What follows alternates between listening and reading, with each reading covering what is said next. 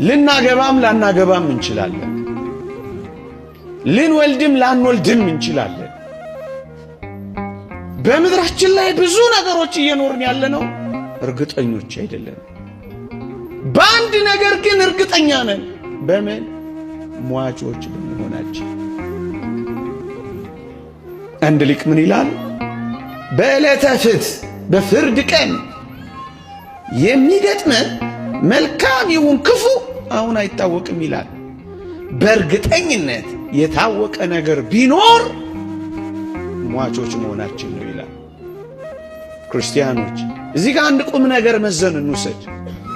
ብዙዎቻችን መከራ እየበላን እየደከምን ያለነው እርግጠኛ ላልሆነው ነገር ነው።